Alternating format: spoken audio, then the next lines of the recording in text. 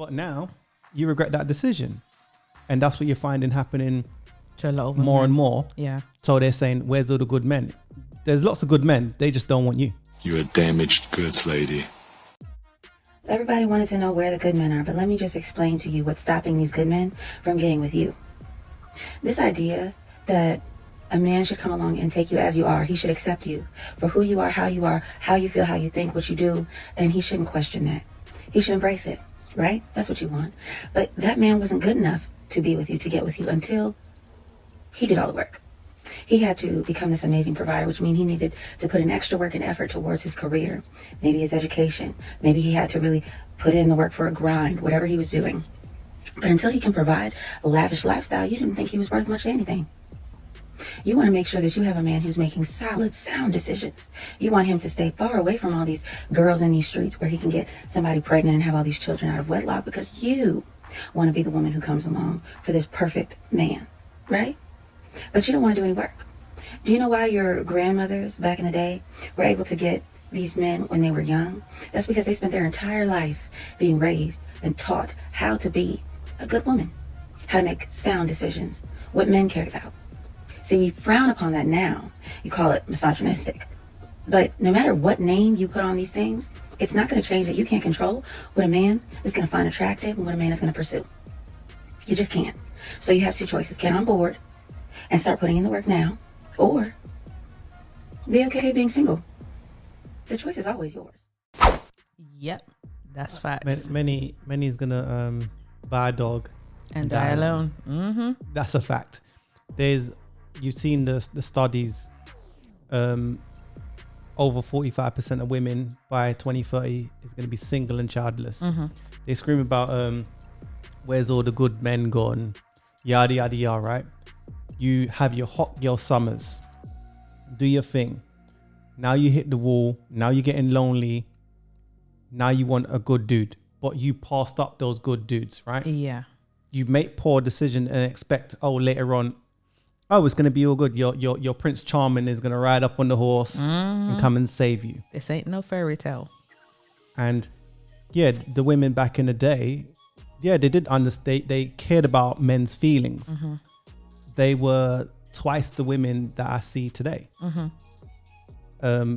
Guys are opting out of being in relationships because from a male perspective, you got to look at it and say, what's in it for me? Remember, if I get into a relationship, I have to cover somebody, right?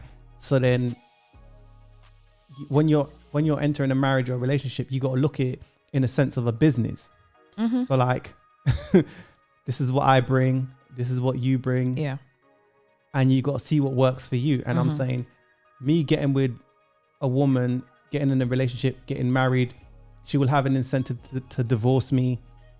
There's so much options on the internet, so she believes of dudes hollering. Yeah. You know, she might believe the grass is greener. Look at the Tia Maris.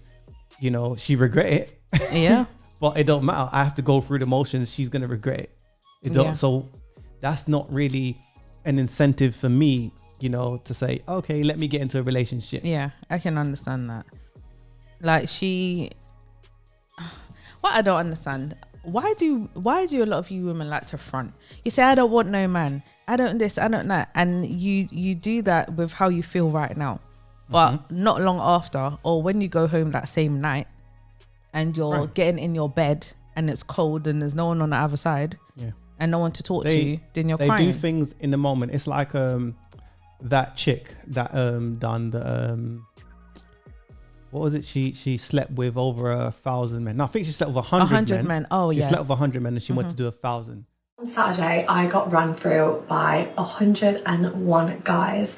Now, I've had a lot of backlash so far about it, and I've seen some of the videos and I see your side. Like, I am not trying to encourage other girls to be doing that, like if they don't want to and feel like they have to do that. But my side is like, I'm just a girl trying to enjoy myself, trying to have fun, trying to make some content for you all, you know, trying to get my bag. Like, this is fun to me. This is what I enjoy. No one is forcing me to do this. And I feel like we're going back in time to where women are getting shamed for being a sluzzer, when I thought that's what we were trying to get away from. She now regrets it. Yeah, she started crying. She now regrets it. We'll add that. I think sometimes like feeling so like robotic, like by the 30th, you know, like when we're getting on a bit, I've got like a routine of like how we're gonna do this, and like it just sometimes you'd like disassociate and be like, you know, like it's not like normal sex at all. In my head right now, I can think of like 5, 6 guys, 10 guys that I remember, and that's it.